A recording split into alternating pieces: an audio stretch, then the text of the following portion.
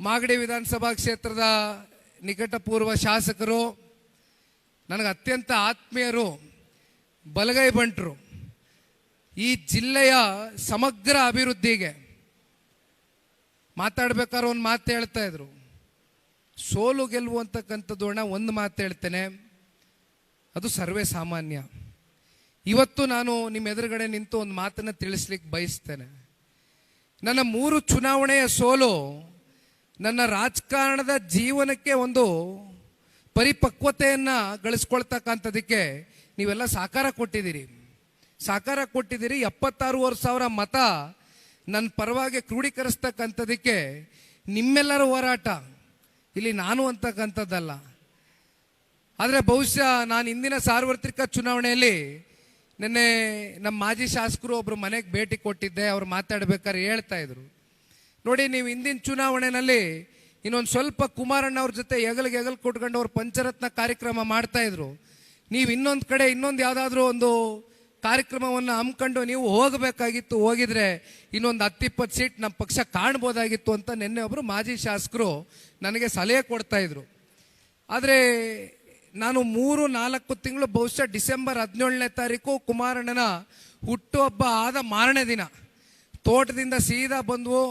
ನಮಗೆ ಅಲ್ಲಿ ನಗರ ಪ್ರದೇಶದಲ್ಲಿ ಬಸ್ ಸ್ಟ್ಯಾಂಡ್ ಹತ್ರ ಕುಮಾರಣ್ಣವರು ರಾಮನಗರದ ಅಧಿಕೃತ ಅಭ್ಯರ್ಥಿ ಅಂತಕ್ಕಂಥದ್ದನ್ನ ಘೋಷಣೆ ಮಾಡಿದ್ರು. ನಿಮ್ಮ ಎದುರುಗಡೆ ನಿಮ್ಮೆಲ್ಲರ ಸಹಕಾರ ಅವತ್ತು ಚುನಾವಣೆ ಮಾಡ್ತಕ್ಕಂಥದಕ್ಕೆ ಬಹುಶಃ ಪ್ರತಿ ಹಳ್ಳಿ ತಿರುಗಿದ್ದೀರಣ್ಣ, ಕಾಲ್ನಡಿಗೆಯಲ್ಲಿ ತಿರುಗಿದ್ದೀನಿ.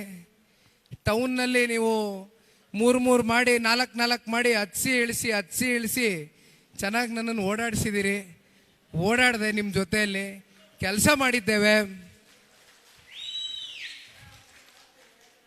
ಆದರೆ ಮುಂದೆ ನನಗೀಗ ಒಂದು ದೊಡ್ಡ ಸವಾಲಿದೆ. ಯಾಕೆ ಇದನ್ನೆಲ್ಲ ಹೇಳ್ತಾ ಇದ್ದೀನಿ ಅಂದರೆ, ಈಗ ಜನರೊಂದಿಗೆ ಜನತಾದಳ ಕಾರ್ಯಕ್ರಮ ಮಂಜಣ್ಣವ್ರು ಹೇಳ್ದಂಗೆ ನಾನು ಅನೇಕ ಬಾರಿ ಹೇಳ್ತಾ ಇದ್ದೀನಿ ಎಲ್ಲ ಕಡೆ, ಜನರೊಂದಿಗೆ ಜನತಾದಳ ಕಾರ್ಯಕ್ರಮಕ್ಕೆ ಹೆಸರೇನು ಕೊಟ್ಟಿದ್ದೀವಿ, ಇದು ನಮ್ಗೆ ಹೊಸದೇನಲ್ಲ.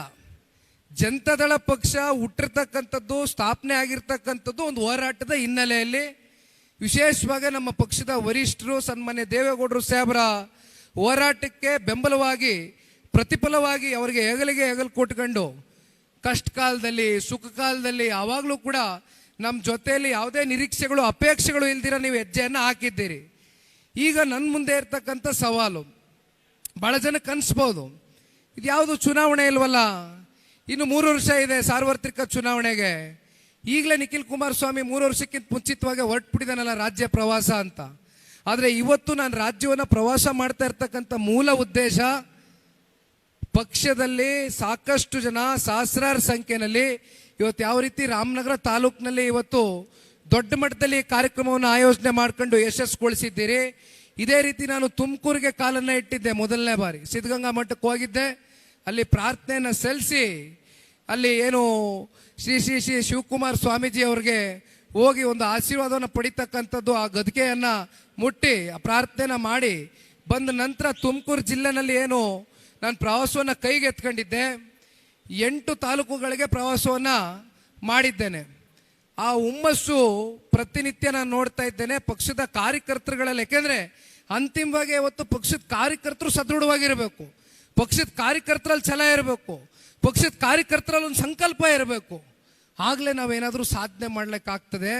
ಹಾಗಾಗಿ ಇವತ್ತು ನನ್ನ ಮುಂದೆ ಇರ್ತಕ್ಕಂಥದ್ದಣ್ಣ, ಮುಂದಿನ ವಿಧಾನಸಭಾ ಚುನಾವಣೆ ಈಗ ವಿಚಾರ ಅಲ್ಲ. ನಮ್ಮ ಮುಂದೆ ನಾವು ಎದುರು ನೋಡ್ತಾ ಇರ್ತಕ್ಕಂಥದ್ದು ಒಂದು ಗ್ರಾಮ ಪಂಚಾಯಿತಿ ಚುನಾವಣೆ ಡಿಸೆಂಬರ್ ತಿಂಗಳಲ್ಲಿ ನಡಿಲೇಬೇಕು.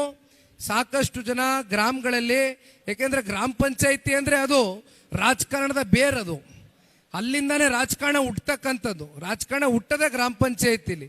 ಹಾಗಾಗಿ ಈ ಬಾರಿ ನಾನೊಂದು ಮಾತನ್ನು ಕೊಡ್ತೇನೆ.